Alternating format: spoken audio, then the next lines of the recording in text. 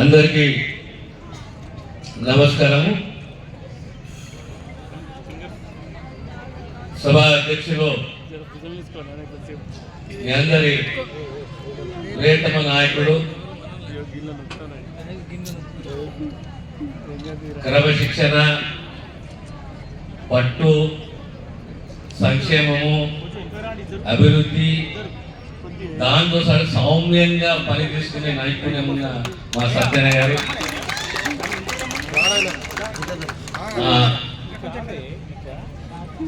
శ్రీధర్ బాబు, నా తమ్ముడు సహచర మంత్రి వారికి, కలెక్టర్ గారు, ఎస్పీ గారు. కాలాతీతం అయిపోయింది, అందరు మహిళలు వచ్చారు. మీ అందరికీ హృదయపూర్వక నమస్కారాలు తెలియజేస్తూ ఎక్కువ సమయం తీసుకోకుండా 2-3 అంశాలు నేను ప్రస్తావిస్తాను. మొదటిసారి ఈ ప్రాంతానికి నేను వస్తున్నాను. మా శాఖ వాళ్ళందరూ నిలబడ్డ సార్ ఏం చెప్తాడో వినడానికి. ఈరోజు పలు శంకుస్థాపనలు, పలు అభివృద్ధి కార్యక్రమాలు చేపట్టాం. ప్రధానంగా ఆయుష్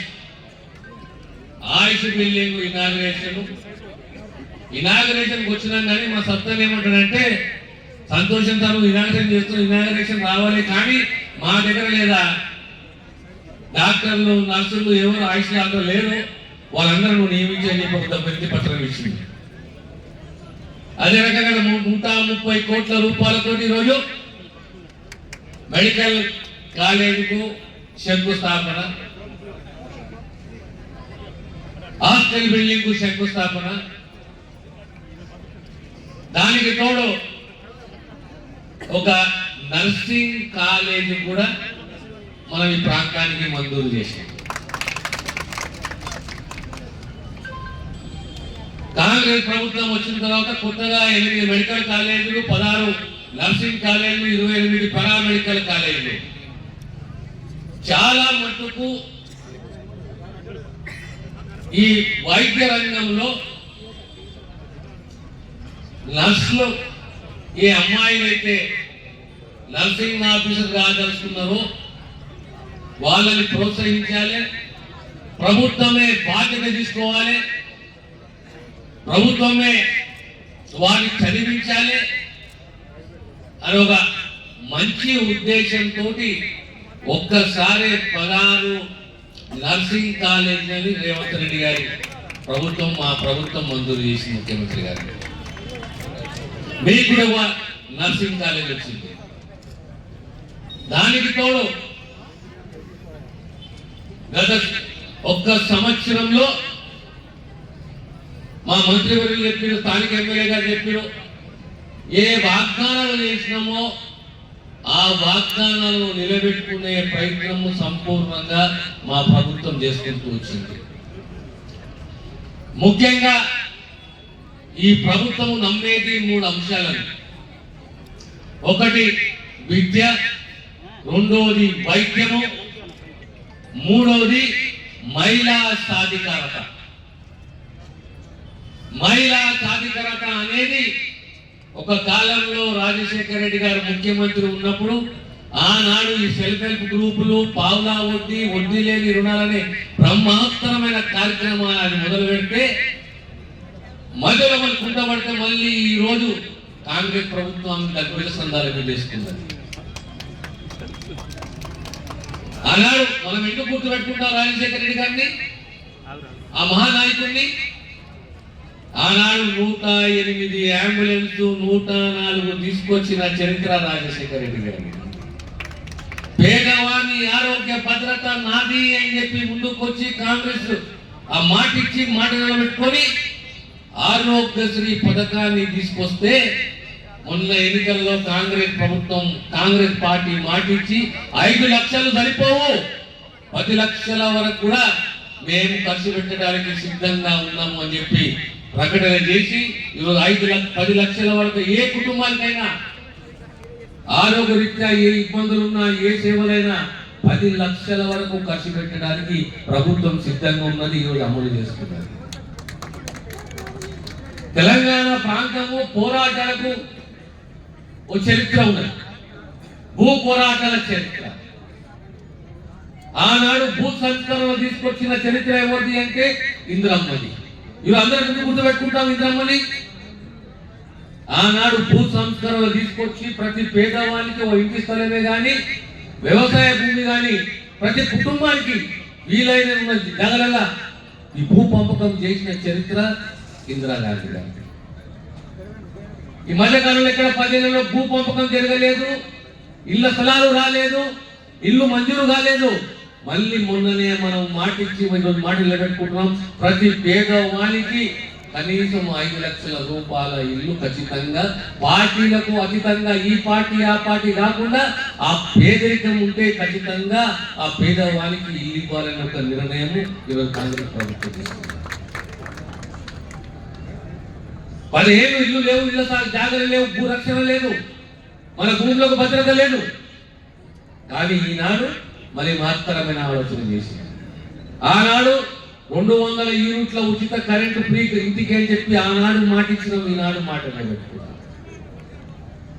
అదే గ్యాస్ సిలిండర్ 500 రూపాయల గ్యాస్ సిలిండర్ మా బాధ్యత అని చెప్పినాము, ఆ బాధ్యత మోస్తున్నాము. ఈరోజు 55,000 పోస్టులు ఫిలప్ చేసినాము.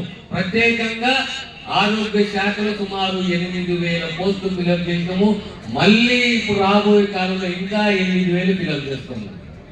ఇప్పుడు భూపాలపల్లికి వచ్చే వరకు కనీసం ఇంకా ఒక 50 మందిని ఆశా వర్కర్లను నియమించాలి. కనీసం ఇంకొక 49-50 మంది ఏఎన్ఎంలను నియమించాలి.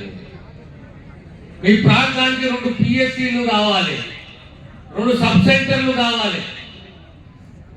నేను మన సత్తనతో మాట్లాడుతుంది, మీరు ఏ హైవే అంటే NH 553 చెప్పిండు.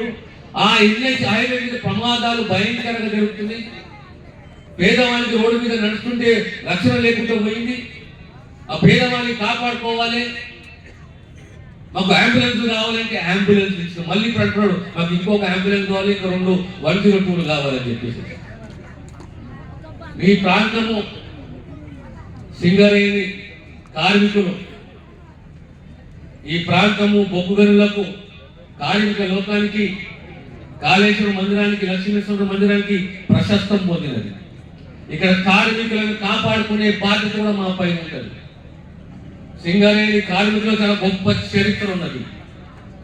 చాలా తక్కువ మందికి చరిత్ర కానీ చాలా త్యాగమూర్తులు, త్యాగదనులు, పోరాట యోధులు.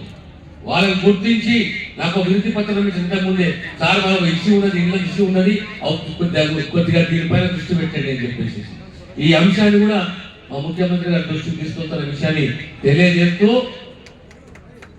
ఏదున్నా ఈ ప్రభుత్వము మీ ప్రభుత్వం సంవత్సరం పూర్తి చేసుకుందాం.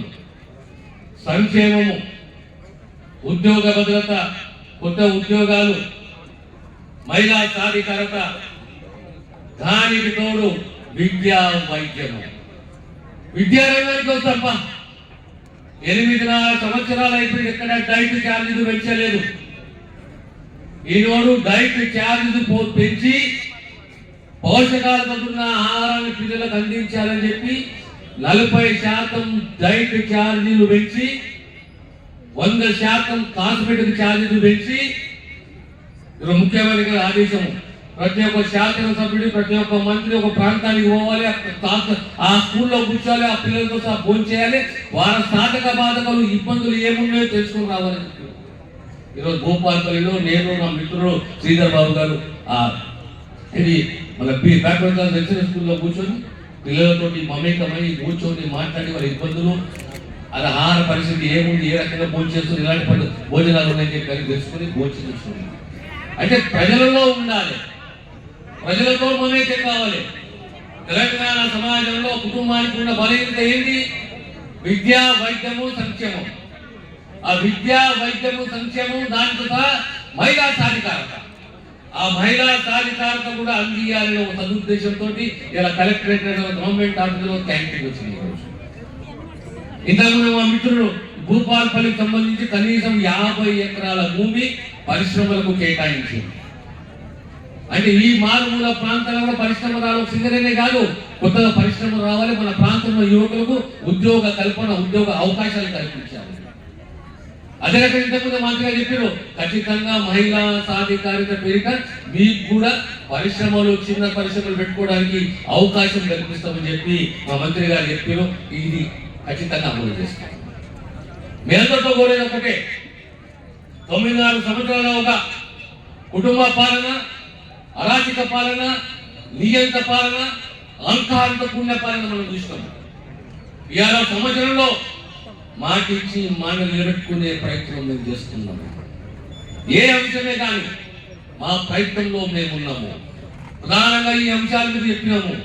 మీ ప్రాంతానికి సంబంధించి సబ్ సెంటర్లే కానీ, పిఎస్సీలే కానీ, సిబ్బందే కానీ, లేదా ఆశా వర్కర్లే కానీ, ఏఎన్ఎంఏ కానీ, మౌలిక సదుపాయాలే కానీ, ఇన్ఫ్రాస్ట్రక్చర్ కానీ ఖచ్చితంగా మా శాఖ పరంగా ఈ ప్రాంతానికి అందజేస్తామనే విషయాన్ని తెలియజేస్తూ, ఇంత ఓపికతోటి ఇంత గొప్పగా మమ్మల్ని స్వాగతించి ఇంత ఓపికతోటి మా ప్రసంగాలు, మా సందేశాలు ఇచ్చినందుకు మీ అందరి మరొకసారి ప్రత్యేకంగా మా మహిళా అక్కలకు, చెల్లెలకు అందరికీ కూడా హృదయపూర్వక ధన్యవాదాలు తెలియజేస్తూ, మా సత్తను కూడా చెప్తున్న సత్తన ఖచ్చితంగా నీ యొక్క ఆవేదనలో, నీ ఆలోచనలో నీకు కావాలనుకున్నావు ఖచ్చితంగా నువ్వు నెరవేరుస్తామన్న విషయాన్ని తెలియజేస్తున్న సెలవు తీసుకుంటాను.